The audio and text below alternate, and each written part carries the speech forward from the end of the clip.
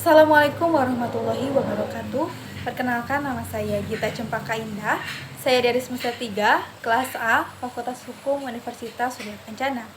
Di sini saya akan memenuhi tugas yang diberikan oleh Ibu Profesor Dr. Hajah Hendy Duraini SHMH dengan asisten dosennya yaitu Bapak Dr. Muhammad Rendi Adidayandi SHMH dengan tugas yaitu mereview pada pertemuan ke-7 pada tanggal 26 Oktober 2021 tentang mereview pada pertemuan 1 sampai ke 6.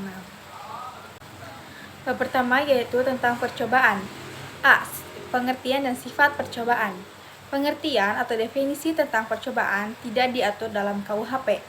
Tetapi dalam KUHP hanya ada batasan yang menentukan kapan ada percobaan dan menentukan syarat-syaratnya saja, yaitu seperti yang diatur dalam pasal 53 dan pasal 54 KUHP.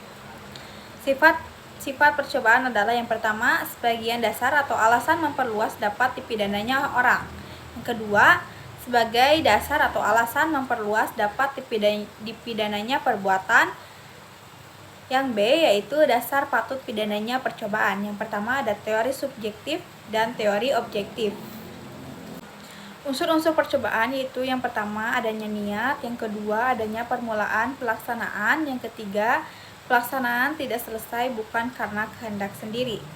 Dan yang D yaitu tentang percobaan mampu dan tidak mampu. Percobaan mampu dan tidak mampu hanya ada pada percobaan objektif.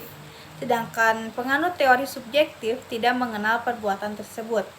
Selanjutnya yaitu membahas bab 2 tentang penyertaan atau deal naming.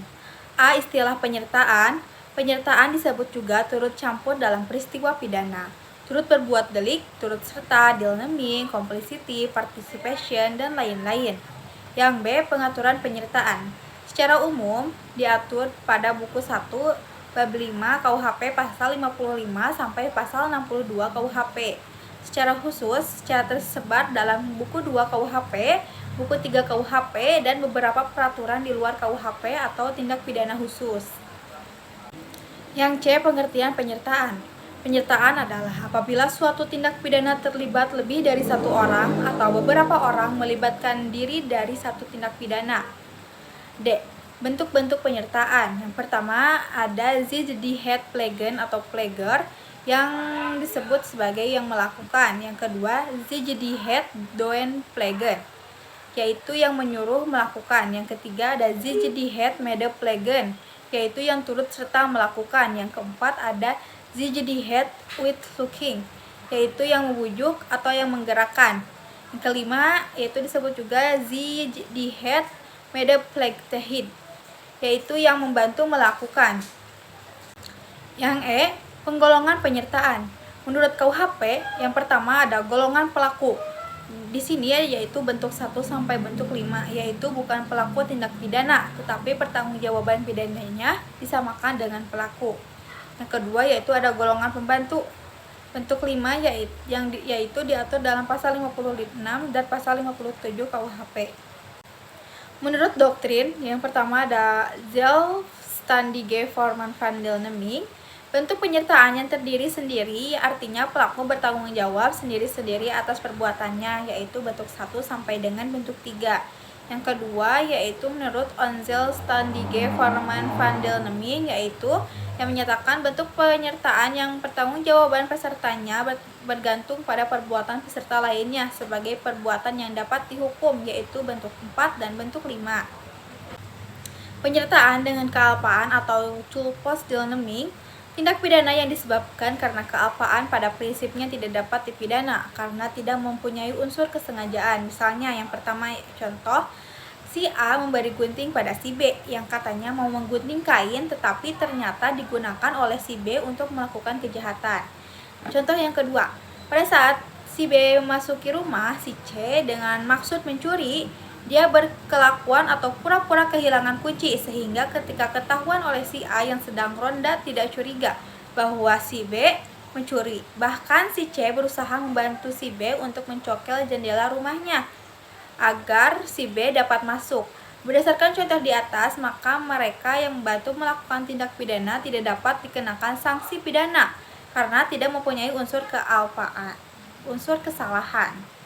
Selanjutnya yaitu membahas bab 3, yaitu tentang perbarengan atau gabungan tindak pidana, atau disebut juga samian loop atau konkursus. Yang A. Pengertian perbarengan atau gabungan tindak pidana atau konkursus atau samian loop. Dalam KUHP tidak ditemukan definisinya, tetapi dari rumusan pasal-pasalnya dapat disimpulkan bahwa yang pertama, seseorang dengan satu perbuatan mengakibatkan beberapa aturan pidana dilanggar, atau seseorang dengan beberapa perbuatan mengakibatkan beberapa aturan pidana dilanggar. Yang kedua, di antara perbuatan-perbuatan tersebut, hakim belum pernah menjatuhkan putusan atau vonis yang telah mempunyai kekuatan hukum yang pasti dan tetap. Yang ketiga, jaksa atau penuntut umum dalam melakukan penuntutan perkara-perkara tersebut harus secara sekaligus dan bersamaan. Yang B yaitu pengaturan perbarengan atau gabungan tindak pidana, diatur dalam buku 1 KUHP bab 6 pasal 63 sampai pasal 71 KUHP.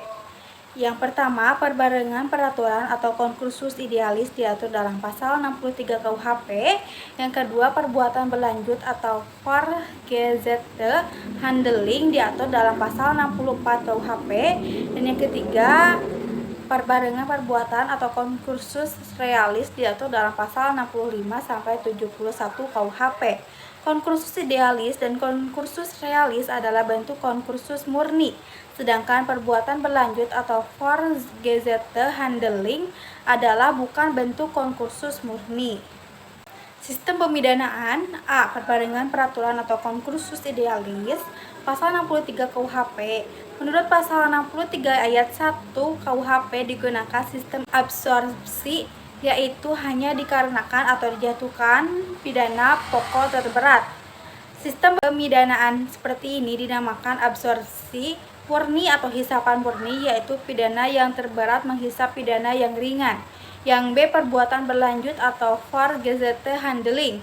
Menurut pasal 64 ayat 1 berlaku sistem absorpsi, yaitu hanya dikenakan satu aturan pidana dan jika berbeda-beda dikenakan ketentuan yang memuat ancaman hukuman pidana pokok yang terberat. Pasal 64 ayat 2 merupakan aturan khusus dalam pemalsuan dan perusakan mata uang. Pasal 64 ayat 3 merupakan ketentuan khusus dalam hal kejahatan-kejahatan ringan yang merupakan perbuatan berlanjut. Menurut Memori van Toelichting, syarat perbuatan berlanjut adalah yang pertama, adanya niat yang merupakan perbuatan yang terlarang. Yang kedua, di antara perbuatan-perbuatan tersebut dilakukan tidak terlalu lama. Yang ketiga, tindak pidana yang dilakukan harus sejenis.